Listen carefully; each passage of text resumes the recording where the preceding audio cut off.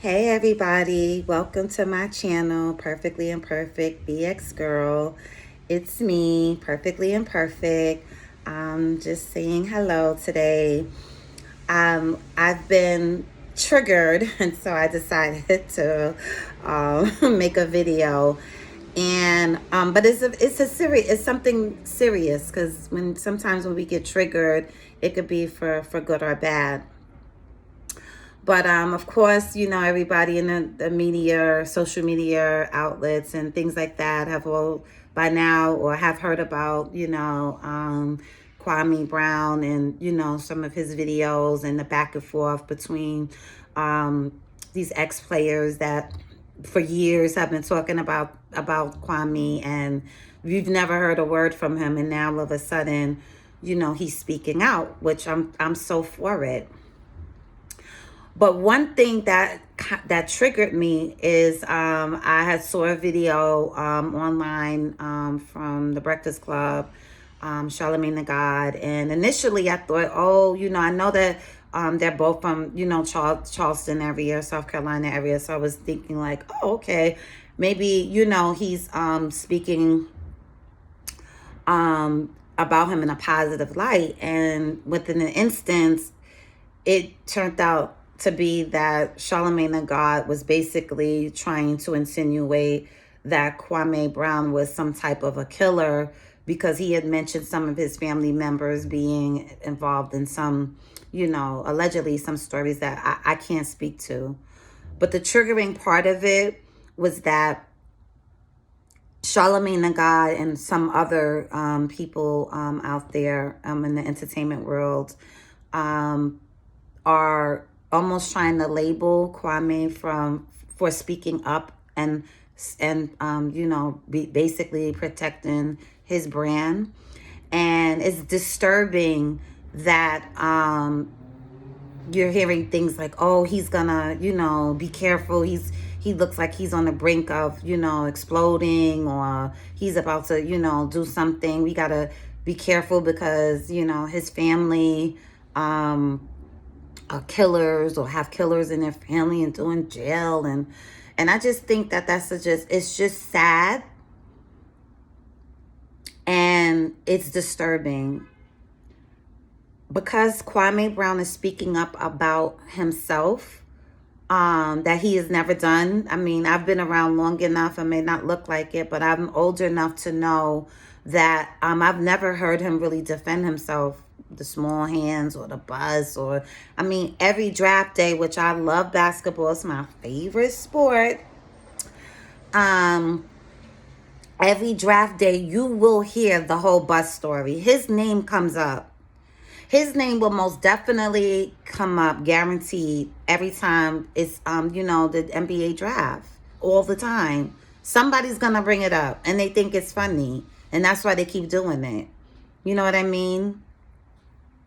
But I went off on a tangent. But getting back to the triggering, the wanting to accuse or put this label on Kwame Brown because he's speaking out, and as he should. It triggered me because my own mother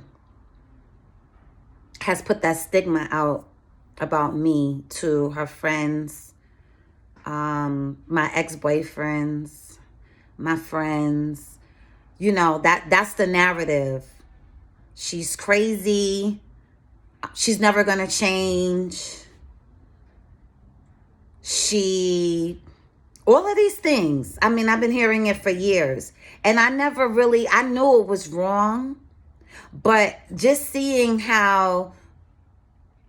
and listening to Kwame speak, and then seeing how others are receiving or not receiving him, and it just made me think like, dang, that actually has happened to me. I mean, even up until last year, with the person who gave birth to me, putting out this narrative, because why?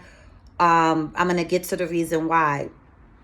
But they put that narrative out there so people can look down on you, make you feel like you're wrong. The whole gaslighting thing. And the whole purpose of why people do those kind of things is because they're afraid of the truth, or the truth hurts, or they don't want something to come out about them. So it's like, we're going to paint or label this person to look this way, so that the person who could be like abusive, and in this case, I'm saying that, I experienced emotional abuse from the person that gave birth to me. And then the person never apologized. But I went to therapy. My therapist told me, hey, you want to get over this, you have to apologize. You have to just apologize, and share your story with your mother. And if you don't receive anything back, then, if the purpose is not for you, for you to get, your purpose is for you to heal. And so I did that years ago. But this person will continue to label me as being crazy, and I'm not making this up. I'm considered crazy because I refuse to be disrespected. I refuse to stand up for myself because no one else have. I don't have a large family, so I'm the only person, that's gonna defend myself, me. And as a result of that, I've been called out of my name. And it has interfered with relationships with people that I thought was my friend, but they're so cool with mom. And so now they looking at me sideways, talking about, you need to get help. And it's like, are you kidding me? So I just had to make a video today because I was triggered. I was triggered by Charlemagne the God talking about Kwame, saying that he could be a killer because he has 3 people in his family, which is allegedly, I'm saying allegedly because I have no idea. And it just like, if you didn't know any better, you might paint the picture in your own mind like, damn, Kwame really about to snap out here. But for 20 years, you didn't hear from this man. He been a bust I'm not saying he was a bust. I'm saying that was the narrative put out from day one about him. A baby, 17, we all remember. But now that he's speaking up, saying, don't speak on my name in that way. If you feel some kind of way, hit me up, DMs, whatever. And he not having it because they said they were joking. They said they were joking. I think it's funny. I think it's very, very funny. In conclusion to this, I just want to, let's encourage people and others when we hear someone trying to label someone without knowing where they are, whether or not they're mentally healthy or not. Even saying or accusing someone of being mentally unstable can then cause them to be triggered or to spaz out. Because it's one of those stigmas that people, and I suffer with depression and anxiety at times. Anxiety more because, I'm a thinker, and anyway, that's another video. But you just don't want to label people. And if I have 15 killers and my family, cannot not be the one who is going to break the cycle? Does it mean that I'm going to be a killer? It doesn't mean that I'm going to be a killer. It just means don't fuck with me. No, I'm just joking. It doesn't mean that, and so we just have to stop.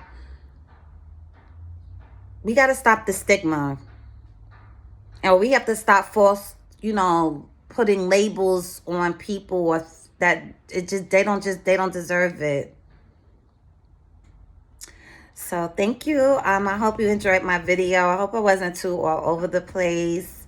If you like the video, the like button, subscribe to my channel and share. Thank you so much. And I look forward to seeing you guys again. Bye.